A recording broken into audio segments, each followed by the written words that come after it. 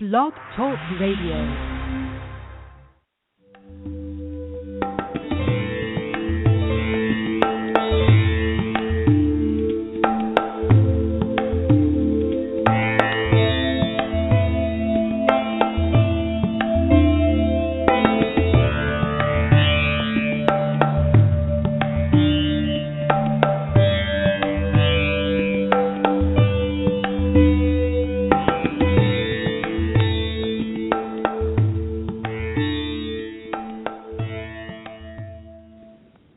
Hi, everyone. Welcome to The Wellness Coach on Blog Talk Radio. I'm your host, Edie Summers, and I am so grateful and excited and just really feeling blessed to have as my very special guest today, Marilyn Tam. I'm going to introduce her in just a few moments here, but first I want to give you a little bit of background about Marilyn's book and then herself, and then we'll welcome Marilyn into the studio. Marilyn is the author of the new book, The Happiness Choice, which won the silver medal in the Global eBook Awards for 2013 for the Inspirational and Visionary category, which I think is very fitting. This book, The Happiness Choice, is a gem of a book. I cannot recommend it enough, and I'm really thrilled to be talking about this. This came at a really crucial moment in my life for me. So a little bit of background on The Happiness Choice. Marilyn's mother regarded her as a waste of a pregnancy, and she was abused and mistreated accordingly. As a teen, Marilyn left her home in Hong Kong to come to America alone and became an international business success and humanitarian. In The Happiness Choice, the 5 decisions that will take you from where you are to where you want to be, she shares how anyone can choose to be happy and successful. She shows that happiness is a choice. Anyone can find the resources and tools within any circumstance to guide them to a better place. Happiness, as verified by studies at Harvard, Yale, and Gallup Research, is not only good for one's personal health, it increases productivity and creativity too. The USA General Social Surveys show that women's overall level of happiness has decreased compared to what it was 40 years ago, and to men. And the drop occurs regardless of their financial position, marital status, children, age, or race. The top 35 developed countries surveys show the same trend. The 21st century economic and social pressures are making men and women unhappier, and it is affecting their health, relationships, and productivity. Gallup research showed in 2012, $550 billion of productivity was lost due to unhappiness and low well-being at work. People want contentment, love, and happiness derived from meaningful work. They want nourishing personal relationships, a healthy mind and body, a spiritual core, and a reason for living, says Tam. But with only 24 hours in a day and all of the competing demands of modern life, the question is, how is it even possible? Marilyn Tam's book is filled with stories, tips, and insights on how anyone can live the life they dreamed of living. It includes personal experiences and advice from experts in the fields of business success, relationships, health and fitness, spiritual and community relations to strengthen and broaden the perspective and tools available for readers. The book guides readers in prioritizing their many roles so that they can feel fulfilled and balanced. Readers will learn that it is not only how much they get done, but also what they get done, removing any sense of guilt and shame and allowing them to live in balance, joy, and inner peace with insight. I am the second daughter in a traditional Chinese family, and my birth was followed quickly by the birth of 3 younger brothers. To say that I was unwanted would be an understatement. My mother left me in the hospital and had to be called to pick me up. Rising from an abusive childhood, leaving Hong Kong as a teen for university in the United States to become a global business leader and humanitarian, I found the secrets to achieving a better life that I've dreamed of ever was possible, and you can too. That is a quote from Marilyn Tam. Tam's inspiring story and her personal and professional achievements and experiences show audiences how anyone can overcome seemingly daunting odds to live the life of their dreams. Marilyn Tam, Ph.D., is a speaker, author, consultant, board-certified corporate leadership coach, and founder and executive director of US Foundation. She was formerly the CEO of Aveda Corporation, president of Reebok Apparel and Retail Group, vice president of Nike Inc., and also a successful entrepreneur who has developed and built 4 companies. Among her numerous recognitions and awards is the Artemis Award from the Greek government and Euro-American Women's Council with her image on a Greek postage stamp. Marilyn is featured in many documentary movies, including Glow Project, The Compass, one of my personal favorites. Can't recommend that documentary enough. That was produced by John Spencer Ellis, by the way. Highly, highly recommend it. Tapping the Source, and FEMME for her inspiring accomplishments and inner wisdom. She was also recognized as one of the top 30 female entrepreneurs in the USA by Fempreneur magazine. She is also the author of How to Use What You've Got to Get What You Want and Living the Life of Your Dreams. Marilyn is a contributing blogger on Huffington Post. She has a weekly radio show, The Happiness Choice, featuring experts in how to live a healthy, happy, successful, and dynamically balanced life. For more information, you can visit Marilyn's website, marilyntam.com, as well as her other website, which is, let me pull this up here, usfoundation.org, and I'm sure we'll get into talking about both of those websites toward the end of our chat here. But right now, I want to welcome Marilyn into the studio. Hi, Marilyn. Thanks for being here. How are you? I'm really good. How are you? Thank you for inviting me. Oh, my goodness. Thank you for being here. I'm very well, thank you. And your book was it was so many things for me. It was a shot in the arm. It kind of reignited my inspiration and motivation, and it really is, like I said before, it's a gem of a book, and I can't thank you enough for being here. It's such an honor for me, so thank you. And I am curious, I know that your inspiration came, you wanted to do this book with Joan, I'm not even going to attempt to say her last name, Borisenko. Anyway, but could you tell our listeners what was your inspiration for writing this is your third book, is that correct? Correct. I have some little e-books, but this is my third hardback, put it that way, book. Wonderful. And the reason why I wrote this book is I thought I was done with writing books because some people just feel like they have to keep writing. But for me, I feel like unless I have something important to say that is going to help other people, I really don't need to keep writing. I love it, but also there's so much information out. Do I have anything to add that would be special, that would be different, that was going to really help people? And this book came about actually from my own experiences. Some years ago, I was again doing, as you mentioned, thank you very much for that wonderful intro, about some of the things I've done for more humanitarian work. And that's really where I get my main pleasure is when I know that I'm making a difference, whether it's when I'm working at what one would consider a business or whether one would consider humanitarian work. I don't find a difference between the two. I find that when we work on what is going to serve people, whether it's for income or for personal satisfaction, the two are really completely linked. So for me, what happened was that I realized when I was running, I had a health clinic, an integrated health clinic, and we were just making big differences in people's lives.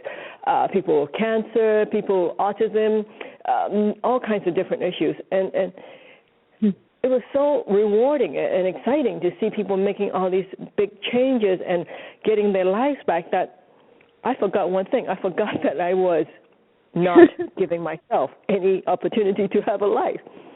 And that came back to haunt me because my sister, who I love dearly, and she lives in Vancouver, she called me and she said, I'm coming down for Christmas. And I heard myself say, and this is when my big transformation happened, I said to her, I don't know. I'm too tired. I think I'm going to cancel Christmas this year. I love that quote. I love it. I love many of your quotes, but that was the first one that made me laugh. And that truly is what made me realize that the happiness choice, our happiness choice, comes from having balance in our lives. Even though we may be doing great things for other people or even for our family, if we forget that we are also part of the equation, everybody loses. And so that's what really drove me to saying it's time for me to take the pause and do something that's going to give back to the world, but also in the consideration that I am teaching myself what I most need to learn, because we always are ones who need to teach. We're teaching what we most need to learn, and at the time I forgot about me in the equation. I think it's so, and especially for women, I think it can be very true to forget about ourselves in the process of trying to help everyone else make the world a better place. And I also think it's very true what you were saying, Marilyn, about how we teach most of what we need to learn ourselves. I've definitely learned that myself. And also, when you were talking about balance, you mentioned in your book that it's dynamic balance, which I think is really a great point. Because what I really want to do is paint a picture for people, because I really want people to read this book. I think this is one of those seminal books. I'm a huge reader. I've read a ton of books in my life, and I'm a huge fan.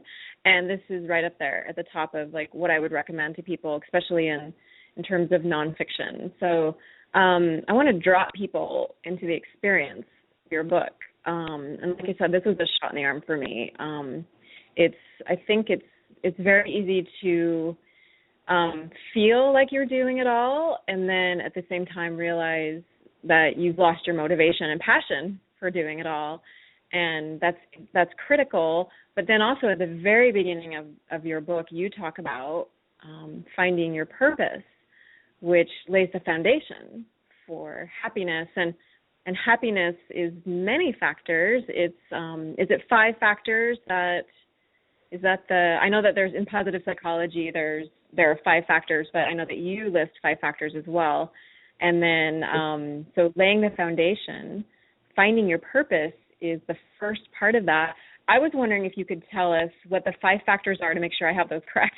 And then also if you could tell us what it's like to find your purpose and why that's so important for happiness. Thank you. There are 5, as you say, 5 factors or 5 decisions we make to make sure that we are living in dynamic balance. In our Western world particularly, our focus usually is on the number 1 that I listed, because that's what we seem to spend most of the time on, and that's money. Money, whether it's we are working at a job or we're trying to keep a home together, budgeting. And that we really focus almost all our energies, especially in today's very fast-paced world, on making money or getting money somehow. But what do we do when we spend all our time focused on making money? We lose our bodies. What do I mean by that? We don't spend the time to eat well, sleep well, exercise, and all the things we know we should do. It's nothing new. But what happens when we do that? We get sick.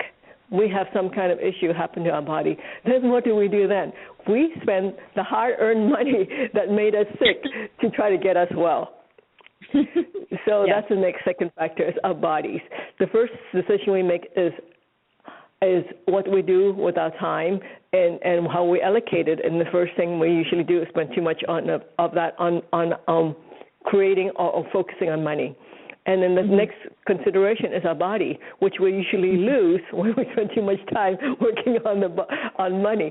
And then even if we get those two balanced somewhat, there's a third factor we have to consider, and that is our relationships. Because our relationships, And what do we do usually too when we get to the point where we are having a problem with a relationship? We start trying to buy them back. What do I mean by that? We buy presents, we give them, we go to therapy, spending money again to try to buy back what if we had some awareness, we wouldn't have been in that situation. So as you can tell so far, each factor influences the other, how we influence time and money, relationships, body. And then what's the fourth one? And that is something that I know you're aware of too, which is our spiritual life. It doesn't matter what you believe in, but when we believe in something, or even if you say you're an atheist, you believe in nothing, but there's something that you believe in that is more than you. And that is really what gives us the anchor, having a spiritual life of some kind. And so that's the other fourth factor, because when we don't have that, we feel somewhat hollow. And believe me, I work with a lot of Fortune 100 CEOs and people at that level. And even though they have maybe the proverbial everything in life, meaning the financial, physical, different aspects of life, including everything that, quote, money can buy, but if they don't have this, a spiritual life, there's still a hollowness because it feels like there's something missing.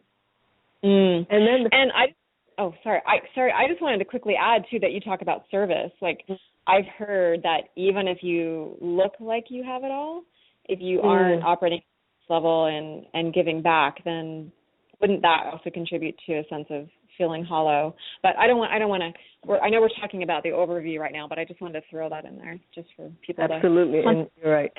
And then the last factor relates very much to what you said, and that is community. And our community is what we relate to and are born into. Because as a child, as a baby, when we come into this earth, we're completely helpless, and we're helpless for years. If we didn't have community to help raise us, we wouldn't be here.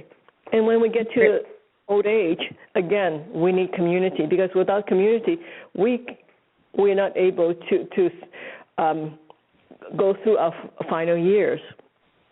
So it just makes sense for us to be able to give back and share with our community. So those are 5 decisions we make in our lives in each day to decide whether we are in dynamic balance, as you said, and what we talk about in the book. And that all comes from our life purpose, because we need to have some kind of guide as to how do we prioritize all this. Attention on money, attention on our body, attention on our relationship, attention on our spiritual life, and then on our community, the 5. And that comes back to, as you mentioned, our life purpose. If we know what our life is about, and each one of us have a purpose in this life, we're born with it. We just have to listen and hear and go back inside to hear what it is, because we all know why we were born. And I really, Marilyn, I really love this, and so many things about your book struck a chord with me. I would say definitely building the foundation, like realizing that your life's purpose is the foundation of happiness, and that, and then just also to give people some highlights before I feel like we should go deeper into life's purpose, because I feel like a lot of people maybe aren't in touch with their life's purpose, and it's not like a flaw or anything. It's a journey to discover it. But also, you were mentioning having a spiritual core can be really extremely helpful, and then being tied to community and the idea of communal wellness, which hopefully these are other things we can talk about. But one of the things, again, that really struck me was it kind of sent a light bulb off for me. Is like, and I feel like I have found my life's purpose, but you found yours really early, I think, which is amazing. Like, you found yours like at the age of 11. Is that right? Can you tell our listeners how did you find your life's purpose? I think this is an amazing story.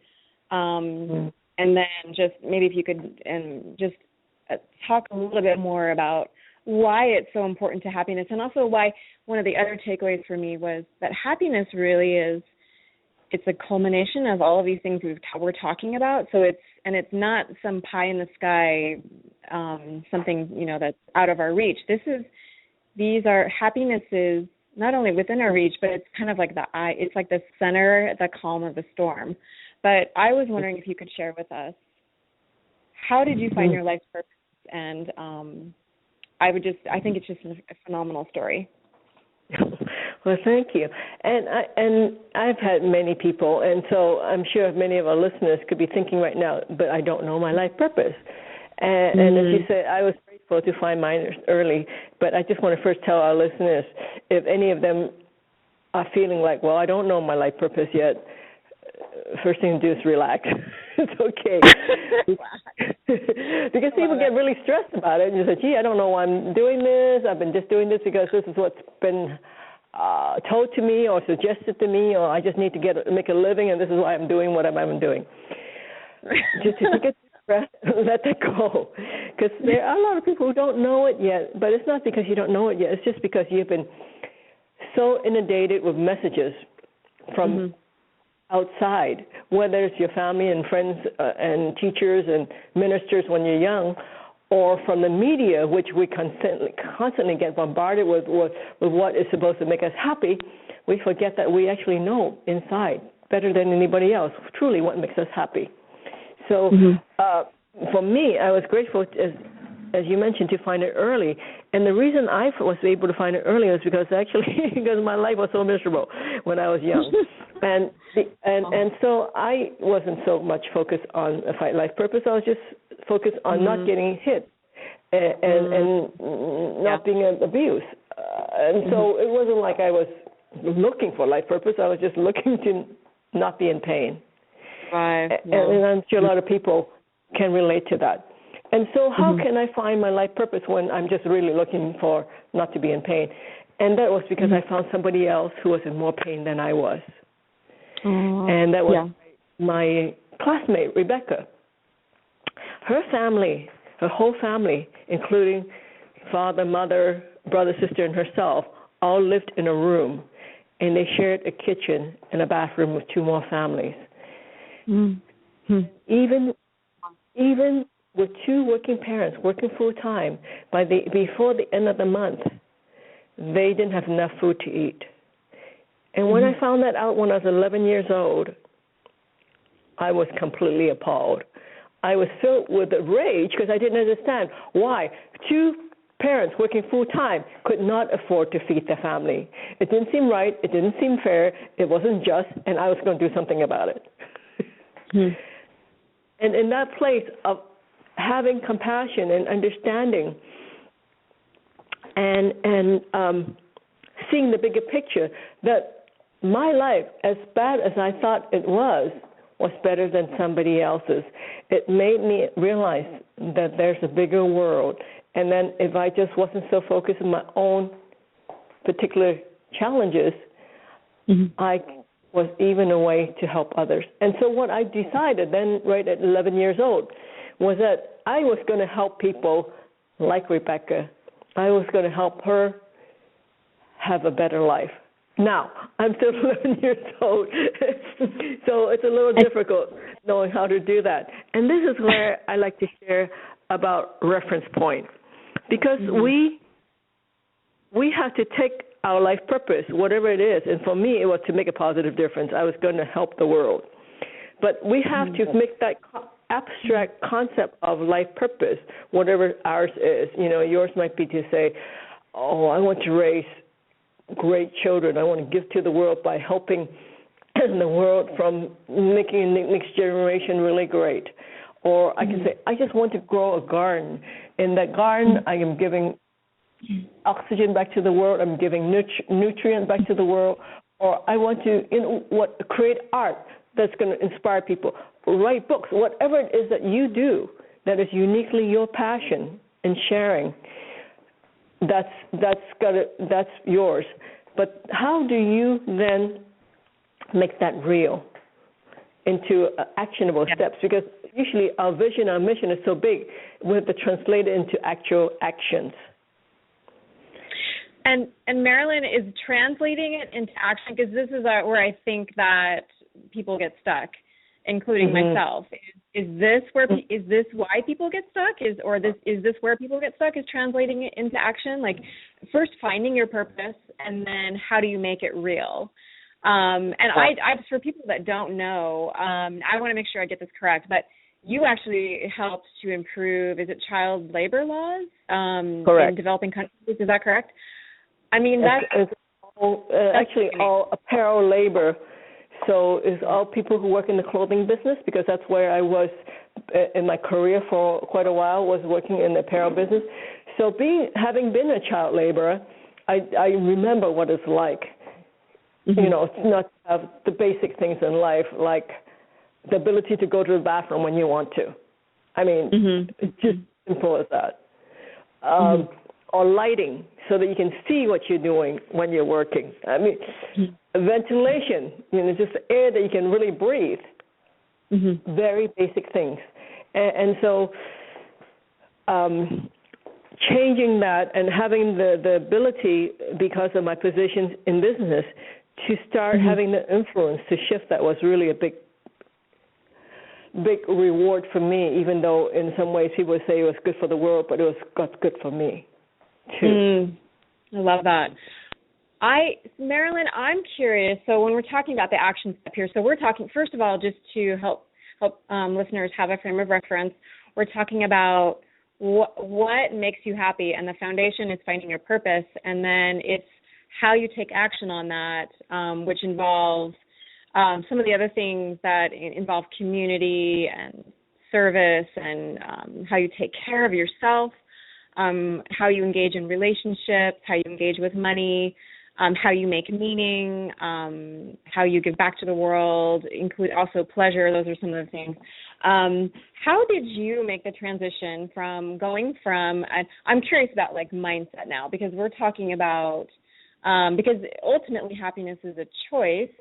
And I when I first learned about you, I think I told you this, I saw an interview with you with John Spencer Ellis. And I was just I was mesmerized. I was listening to your story, and I was just blown away by how strong you are and how you had made a conscious choice to take control of your own destiny and your own happiness, regardless of the circumstances that you came from. I'm curious if you could share with myself and our listeners, how did you make that transition, like, say, coming to America on your own? How did you find the strength and the fortitude and to actually take those steps? And thank you. And it goes back to having a purpose, because your purpose, a person's life purpose, is like your north point of your compass. When you know where you're going, then you're going to find the way to get there through whatever obstacles, because now you have a reason for being. But going from the purpose, the big abstract, I'm going to make a difference in the world, to what does it look like, comes back to our reference points. And for me, when I was a child, TV wasn't that great. I mean, it was barely color. I grew up a long time ago. And there was no internet. So what was my reference point? My reference point became National Geographic. I love it. Love that magazine. And so what did I see a lot in National Geographic, especially back then, was a lot of photos of people from Africa. And they looked like they were having a hard time. They didn't have enough food to eat, and the government was not that great.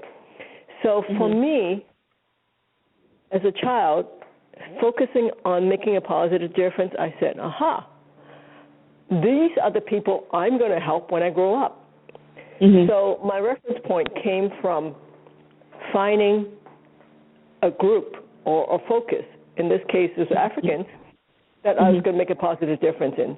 So since I've been told so often by my family that I was worthless and that I'm, worth less than dirt, I didn't take that into the equation, because somehow I felt like there's no way I can be that bad. I mean, I'm worse than dirt.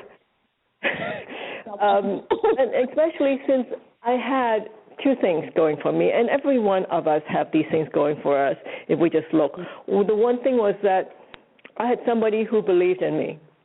And in my case, it was my grandfather. And we all have somebody sometime in our lives that believed in us, whether it's a parent, an aunt, an uncle, or teacher, or minister, or friend, or neighbor, who told you once, maybe many times, that you are special, that you are going to be somebody one day. In my case, my grandfather, and he died when I was 7, but he gave me my Chinese name, which actually is the name of 2 emperors in China, one known for his wisdom and compassion in peacetime, and one for his prowess and strategy in wartime. It's a most unusual name for a girl. It's usually given to a firstborn son of a very prominent family. I don't know why my grandfather gave me that name, because he died, as I said, when I was 7, but I just took that to mean that he must have thought I was special. And so even though the people around me told me I was worthless, I took that indication, my name, to me, to say to myself, okay, I'm going to be somebody one day. You know, you don't believe it, but I believe it. And so you can turn around the negative feedback that we get so often, because there are many people who's willing to tell you that you're not good enough. And, and then guess what? The most important one of those is yourself. We are the main culprit in telling ourselves that we're not good enough. How many voices do we hear in our heads that says you should have, could have, would have? And and so that was the number one thing, was that I focused on my grandfather's gift to me of my name. And so you can look for your own gift of who it is in your life, wherever time, that gave you the gift of saying that you are special, because we all are.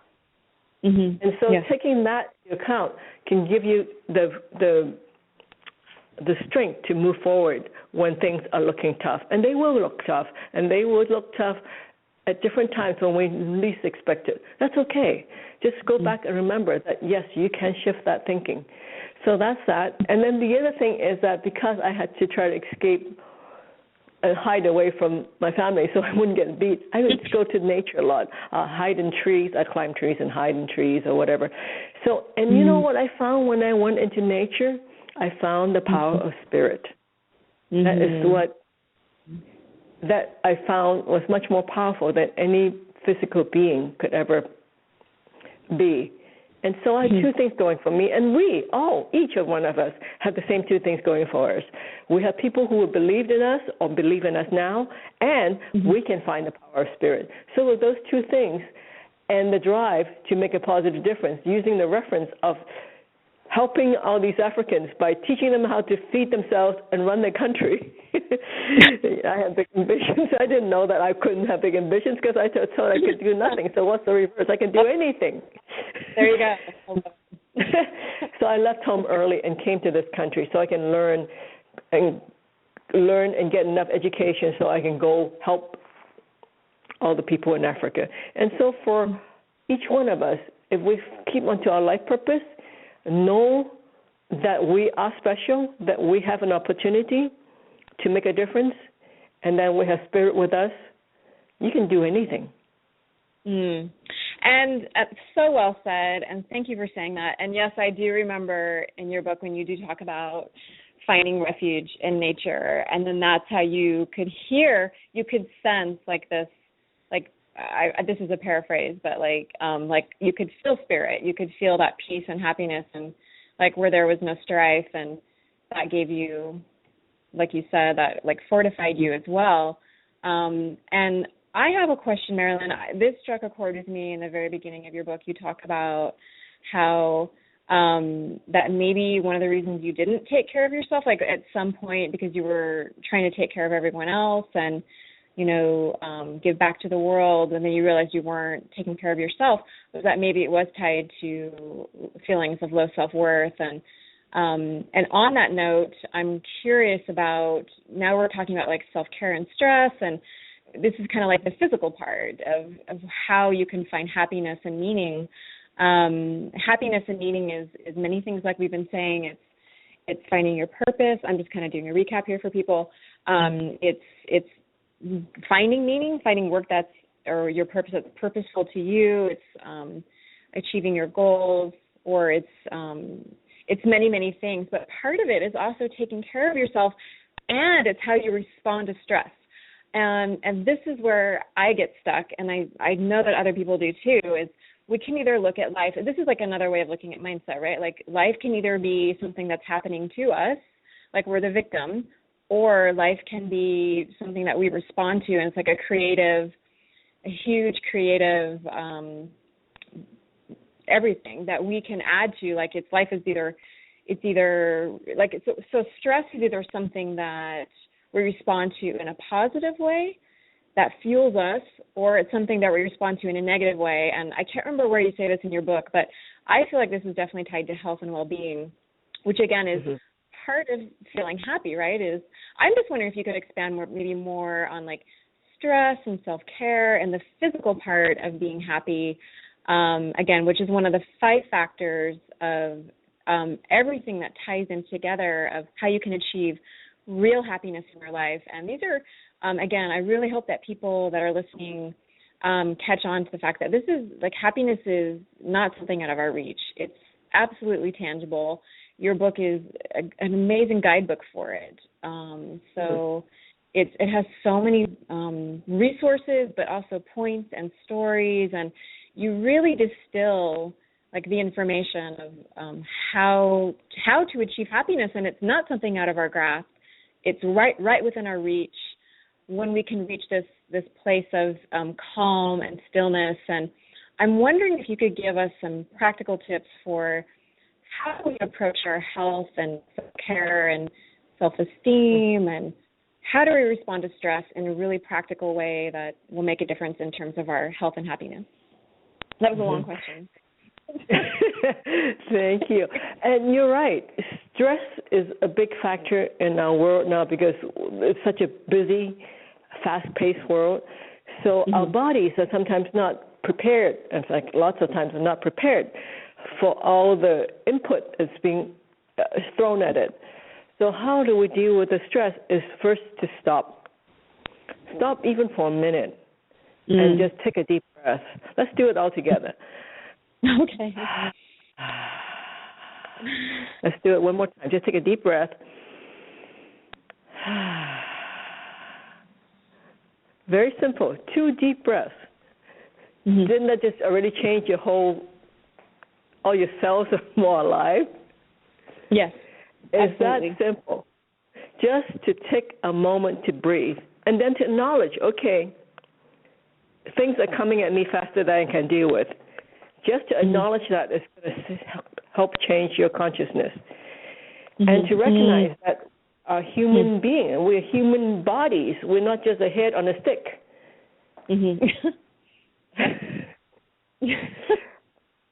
And sometimes we think that. Sometimes we think we're a computer walking around, but we're not. We're actually flesh and blood. You know, we need to eat, we need to breathe, we need to sleep, we need to do a lot of things just to keep this machine going.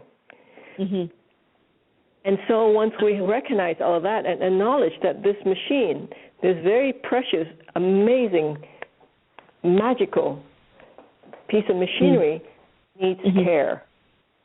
And then it's not a bad thing. It's actually a requirement for us to keep going. And so just saying that and just acknowledging that, and that self-care is necessary. It's actually for the greater good. It shifts our thinking, and we can deal with the stress. And the one way to deal with stress is to acknowledge that we have a body. Just a simple thing, as we just did, was just taking a couple of deep breaths. And then what's really great also is movement.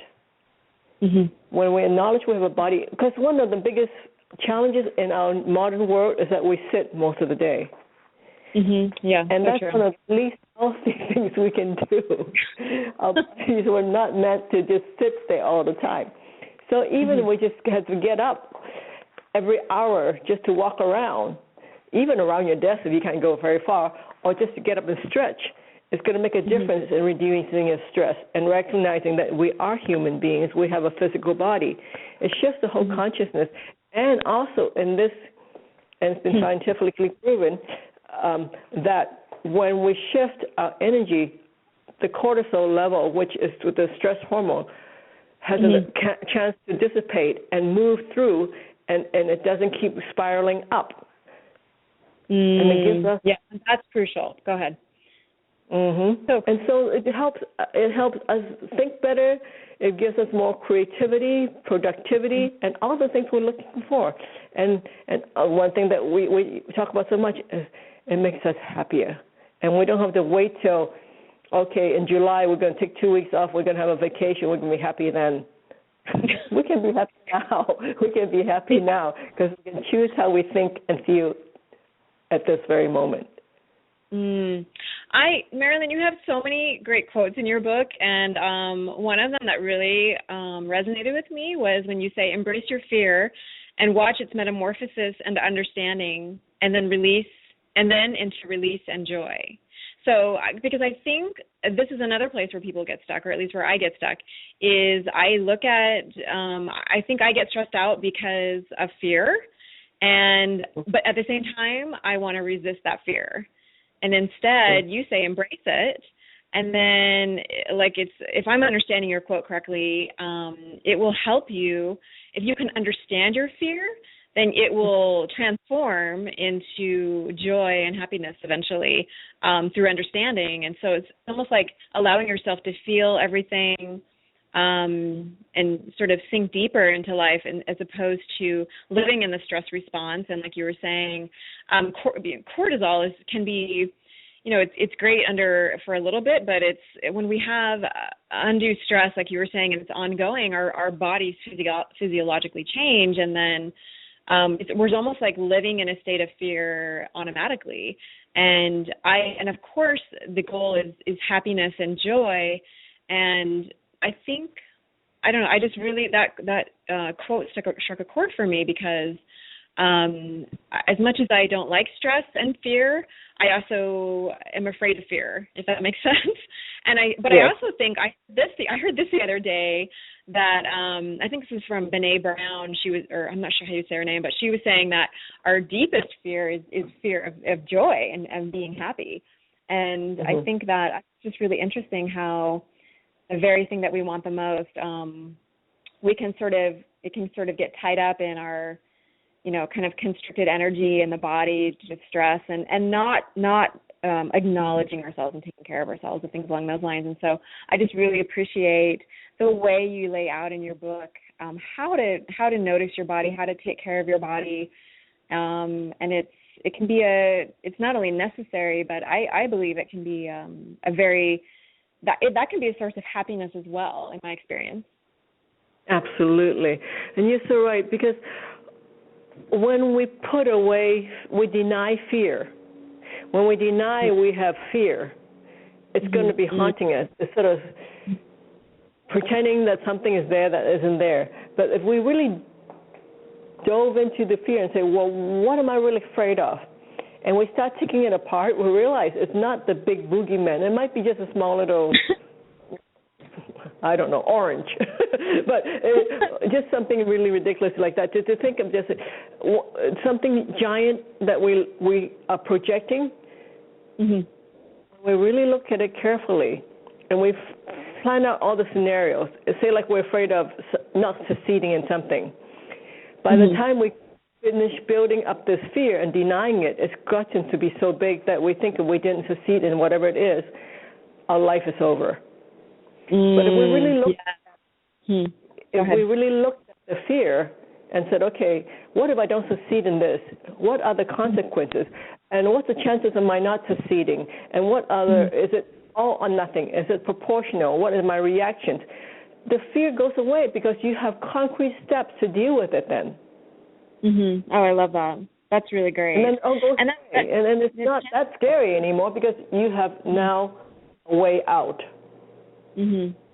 Taking like small, measurable, actionable steps, like breaking down your fear into actionable steps, like small, actionable steps. I really love that. I recognize that as a coach when you say that. I really love that.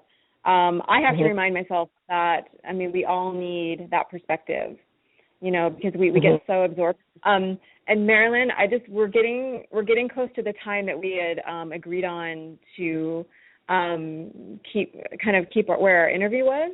And I wanted to, first of all, see how you feel about that.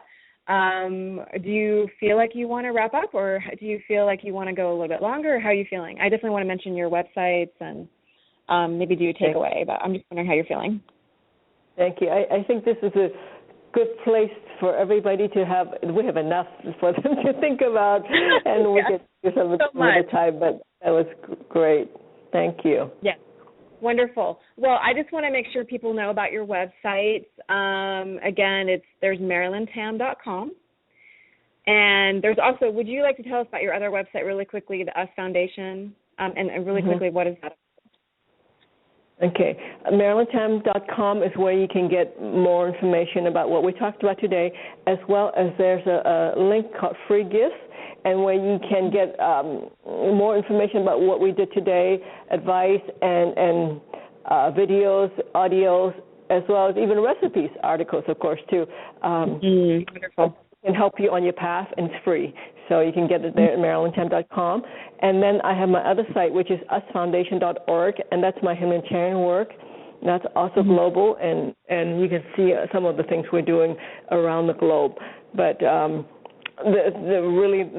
word I want to leave with all your listeners is to let them know that they are special and they are enough and that they can achieve their dreams. And we're here to help.